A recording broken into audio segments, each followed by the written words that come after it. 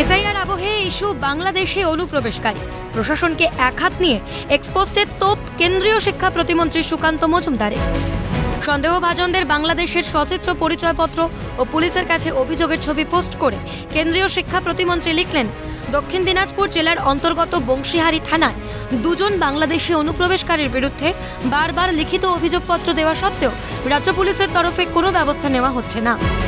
অভিযোগকারী ব্যক্তি যথেষ্ট প্রামাণ্য নথি দিলেও পুলিশের অবস্থান একেবারে নির্বিকার।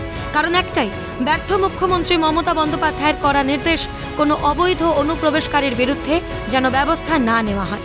দেশের প্রকৃত নাগরিকদের নিরাপত্তা, দেশের অভ্যন্তরীণ সুরক্ষা চুলোয় গেল মমতা বন্দ্যোপাধ্যায়ের প্রয়োজন স্রেফ অবৈধ অনুপ্রবেশকারীদের ভোট, কারণ এরাই মমতা বন্দ্যোপাধ্যায়ের প্রিয় ভোট ব্যাংক। এই অবস্থায় অবিলম্বে অনুপ্রবেশকারীদের চিহ্নিত করে গ্রেফতারির দাবি জানিয়েছেন দক্ষিণ দিনাজপুর জেলা বিজেপির সভাপতি স্বরূপ চৌধুরী। কিন্তু যারা অন্যান্য উদ্দেশ্যে নিয়ে এই দেশে এসে আছেন তাদের অবিলম্বে চিহ্নিতকরণ করা হোক, না হলে এই এলাকার যে নিরাপত্তা সেটা বিঘ্নিত হতে পারে।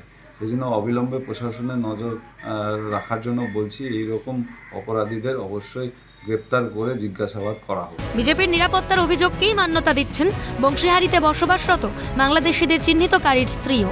কোথায়? ওদের বাড়ি বাংলাদেশ। ওদের বাংলাদেশের গ্রুপ সব আছে আমার কাছে, আধার কার্ড, ভোটের ছবি সব কিছু আছে, আমি দেখাতে পাবো প্রমাণপত্র। এই নিয়ে থানায় অভিযোগ করেছিলেন? হ্যাঁ করেছি, 2 বার করে করেছি। কোনো ব্যবস্থা হয়নি? কোনো ব্যবস্থা নেয়নি, কিছু করিনি। তাহলে কি মনে করছেন যে প্রশাসন ব্যর্থ? প্রশাসন হ্যাঁ ব্যর্থই। প্রশাসন বলে কিছু জিনিস নাই। আমাদের যদি মেরে ফেলে তাও প্রশাসনের কিছু না। আমাদের এরকমও অবস্থা হয়ে গেছিল যে আমাদের কখন মেরে ফেলে, আমাদের তাও হুমকি দেয়। এলাকার মানুষও দাবি করছেন বংশীহারিতে বসবাসকারী সন্দেহভাজন আব্দুল মান্নান ও লাভলি বেগম বাংলাদেশি। আপনার পিছনে বাড়িতে বাংলাদেশ থেকে কে এসছে? বিশু মিয়া। বিশু নামই চিনি। বিশুর সঙ্গে আর কে এসছে? ওনার স্ত্রী, ওনার ছেলে মেয়ে। আর এই পরিস্থিতিতে বাংলায় ফের ফিরল রাজ্য বনাম কেন্দ্রের প্রশাসনের তরজা। এক্সপোস্টের সুকান্ত মজুমদারের রাজ্য প্রশাসনকে আক্রমণের জবাবে তৃণমূলের হাতিয়ার বিএসএফ এর ভূমিকা। শাসক নেতা কুণাল ঘোষের মন্তব্য, সীমান্তে বিএসএফ থাকা সত্ত্বেও কিভাবে অনুপ্রবেশ হলো? সুকান্ত মজুমদার কি স্বরাষ্ট্রমন্ত্রকে বিএসএফ এর বিরুদ্ধে চিঠি দিয়েছেন? আমি একটা জিনিস বুঝতে পারছি না, তারা ঢুকলো কি করে? বিএসএফটা তো সুকান্ত বাবুদের। প্রথমে উচিত বিএসএফ এর এগেইনস্টে কমপ্লেন ফাইল করা হোম মিনিস্ট্রিতে, যে বিএসএফ কি করে বাংলাদেশি পরিচয়পত্র থাকা সত্ত্বেও, তার মানে সীমান্তে বিএসএফ কি করে, কিসের বিনিময়ে ঢুকতে দিয়েছে? দায়িত্ব তো বিএসএফ এর, কেন্দ্রীয় সরকারের, হোম মিনিস্ট্রি। সুকান্তবাবু কি এখনো হোম মিনিস্টারকে বিএসএফ এর বিরুদ্ধে চিঠি দিয়েছেন? ওনার তো উচিত প্রথমে বিএসএফ এর বিরুদ্ধে আগে চিঠি দিন, যে কি করে সীমান্ত টপকে বাংলাদেশি ঢুকলো, তারপর কথা বলবো। কার্যত একই কথা শোনা গিয়েছে বামেদের গলাতেও। সিপিএম নেতা সুজন চক্রবর্তীর মন্তব্য, দেশের মধ্যে অনুপ্রবেশকারী থাকলে কেন্দ্রীয় স্বরাষ্ট্রমন্ত্রীকে বলা উচিত সুকান্ত মজুমদারের। তৃণমূল বিজেপি একসঙ্গে রাজ্যকে ধ্বংস করছে। না, ঠিকই বলেছেন উনি।